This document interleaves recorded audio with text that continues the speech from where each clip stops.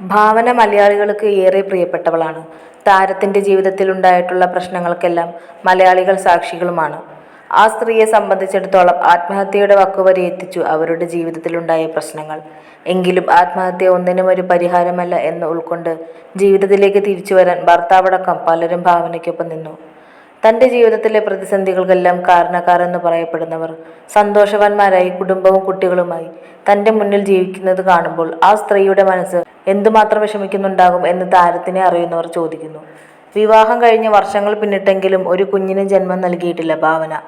തൻ്റെ പ്രശ്നങ്ങൾക്ക് പരിഹാരമുണ്ടാവട്ടെ, അതിനുശേഷം കുഞ്ഞിനെക്കുറിച്ചൊക്കെ ആലോചിക്കാമെന്നാണോ താരം കരുതിയിരിക്കുന്നത് എന്നാണ് ചിലർ ചോദിക്കുന്നത്. അടുത്തിടെയാണ് താരം മലയാളത്തിൽ സിനിമകൾ ചെയ്തു തുടങ്ങിയത്. ഇന്ത്യക്കാക്കൊരു പ്രേമുണ്ടായിരുന്നു എന്ന സിനിമയിലൂടെയാണ് ഭാവന മലയാളത്തിലേക്ക് തിരിച്ചെത്തിയത്. ഇപ്പോൾ കൈനിറയെ ചിത്രങ്ങളാണ് താരത്തിന്. ഇപ്പോഴിതാ ഒരു മാധ്യമത്തിന് നൽകിയ അഭിമുഖത്തിൽ താൻ മാറി നിന്ന കാലത്തെക്കുറിച്ചും തൻ്റെ ഉള്ളിലുള്ള പേടിയെക്കുറിച്ചുമൊക്കെ ഭാവന തുറന്നു സംസാരിച്ചിരുന്നു. തിരക്കുള്ള ജീവിതത്തിൽ നിന്നും മാറി നിൽക്കുന്നത് തനിക്ക് ഏറ്റവും പേടിയുണ്ടാക്കുന്ന കാര്യമാണെന്നാണ് ഭാവന പറയുന്നത്.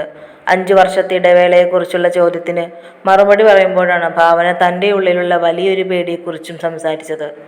വെയിറ്റിംഗ് ഫോർ യുവർ കംബാക്ക് എന്നുള്ള മെസ്സേജുകളാണ് തനിക്ക് ഏറ്റവും കൂടുതലായി വന്നിട്ടുള്ളത്. സോഷ്യൽ മീഡിയയിൽ അത്ര ആക്റ്റീവായിട്ടുള്ള ആളല്ല ഞാൻ. എങ്കിലും ഒന്ന് പോസ്റ്റ് ചെയ്തതിന് ശേഷം ഓഫ്ലൈനിൽ പോകും. പിന്നീട് അങ്ങോട്ടേക്ക് തിരിഞ്ഞു പോയി നോക്കാറില്ല. പിന്നെ പുറത്തൊക്കെ പോകുമ്പോൾ എന്താണ് മലയാളത്തിൽ സിനിമകളൊന്നും ചെയ്യാത്തതെന്ന് പലരും ചോദിക്കാറുണ്ടെന്ന് ഭാവന പറയുന്നു. ഞാനൊരു സിനിമയുടെ ലൊക്കേഷനിൽ നിന്നും മറ്റൊരു ലൊക്കേഷനിലേക്ക്, അവിടുന്ന് വേറൊന്നിലേക്ക്, ചിലപ്പോൾ ഹൈദരാബാദിലേക്ക്, അവിടുന്ന് തമിഴിലേക്ക്, അങ്ങനെ തിരക്കോട് തിരക്കായിരുന്നു.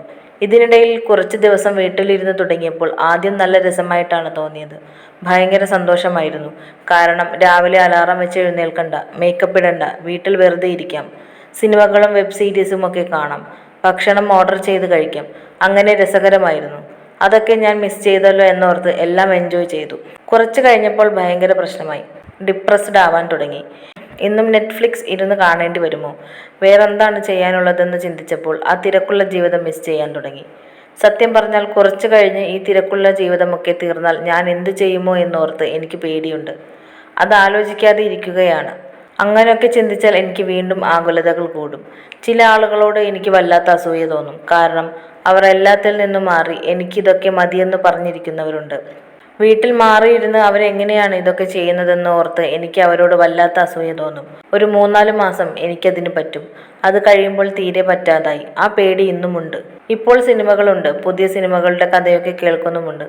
അതൊക്കെ കഴിഞ്ഞാൽ പിന്നെ ഞാൻ എന്ത് ചെയ്യുമെന്ന പേടിയാണ് ഉള്ളതെന്നും ഭാവന പറയുന്നു. മലയാളം സിനിമയിൽ നിന്നും മാത്രമാണ് ഞാൻ മാറി നിന്നത്. ഒരുപാട് മൂഡ് സ്വിങ്സ് ഒക്കെ ഉള്ള ആളായതുകൊണ്ട് തന്നെ കുറച്ചൊക്കെ മനസ്സിനെ അത് ബാധിച്ചിരുന്നു. എല്ലാ മനുഷ്യരെ പോലെയും തന്നെ വിഷമങ്ങൾ എന്നെയും ബാധിക്കാറുണ്ട്. ഇന്ന് നമ്മൾ ഓക്കെ ആകും, സ്ട്രോങ് ആയി നിൽക്കുമെന്ന് രാവിലെ എണീറ്റ് തീരുമാനിക്കുന്നതാണല്ലോ. എൻ്റെ അച്ഛൻ മരിച്ചിട്ട് 8 വർഷമാകുന്നു. എല്ലാവരും പറയും കാലം മുറിവുണക്കുമെന്ന്. പക്ഷേ ആ മുറിവ് ഞാൻ മരിക്കുന്നവരെയും അച്ഛൻ പോയ ആ വേദന എൻ്റെ ഉള്ളിലുണ്ടാകും. ആ മുറിവ് അങ്ങനെ ഉണങ്ങില്ല. ചിലപ്പോൾ അതിൻ്റെ തീവ്രത കുറയുമായിരിക്കും. എൻ്റെ ജീവിതത്തിൽ എല്ലാം ശരിയായി എന്ന് പറയുന്ന ഒരു ജീവിതത്തിൽ ഞാൻ എത്തിയിട്ടില്ല. അങ്ങനെ എത്തിയ ആളുകളുണ്ടോ എന്ന് എനിക്കറിയില്ല. എനിക്ക് എൻ്റെ കാര്യമല്ലേ അറിയൂ. എൻ്റെ അഭിനയത്തെ സ്വന്തമായി ജഡ്ജ് ചെയ്യാത്ത ആളാണ് ഞാൻ എന്നും ഭാവന പറഞ്ഞു. സ്വന്തം ജീവിതത്തിൽ കരയുന്ന പോലെ തന്നെയാണ് സ്ക്രീനിലും കരയുന്നത്. കഥ ഇഷ്ടപ്പെട്ടിട്ടാണ് സിനിമകൾ കൂടുതൽ തിരഞ്ഞെടുക്കുന്നത്.